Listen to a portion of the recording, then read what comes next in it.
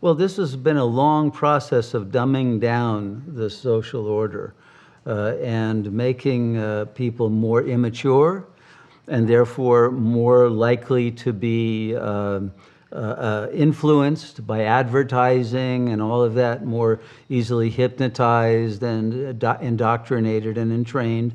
And they were turned into consumers rather than citizens. You know, in the old days, we can remember that citizens would die for freedom. And now people are willing to give up their freedom in order not to die, right? And so all they had to do was scare people that they would catch a flu, and everyone gave up all their rights, just like that. You know, without any proof, even with evidence that very few people were dying from it or any of that. They were willing to give up everything for Big Brother to save their life, you know, with the vaccine. Now you'll be safe, right?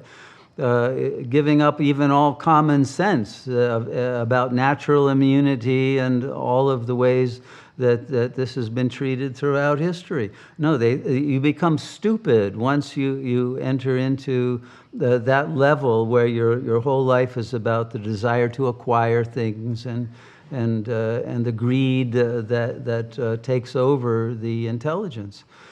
And so the minds have been usurped. And then they were then very easy to turn into a state of panic, mass panic, that then could lead to all the things that have cascaded that have been planned for a long time. And so this is a karmic result of the falling away from the real self. And therefore being lost in a world in which you want to hold on to security.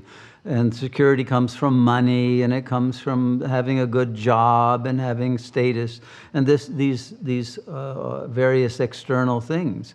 Well, it doesn't really. Money is a fiction, it turns out, and soon that whole system will crash. All of those external things that people were holding on to for enjoyment, they now have fallen away for most people already. They can't have them. And all freedoms are taken, and then finally even life itself. So this is the way that the world ends, you know, not with a bang but a whimper, as T.S. Eliot said.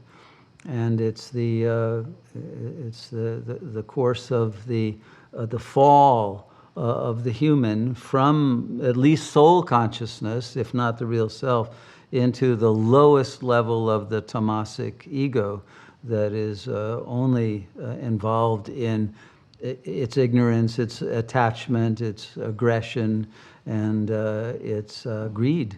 And therefore, it's easily put into the opposite state of terror and weakness and surrender, submission, really, to the power that, as Mao said, comes from the barrel of a gun, not from the real power of God. And once you are a fearful creature, then you're going to be intimidated easily, and those lower false powers can easily take over, and that's what's happened throughout the whole planet. All of the nations are vassal states now to some power that is invisible, but controlling all the things that happen because of the fear that people have. Even politicians have fear they'll be assassinated if they don't follow orders, right? And that's happening too. So we see that this whole wave of fear is the engine that is driving all the events. So if you can overcome fear, and if a collectivity can overcome fear, the situation can be changed. But if you're still driven by fear, then there's no way out of the trap.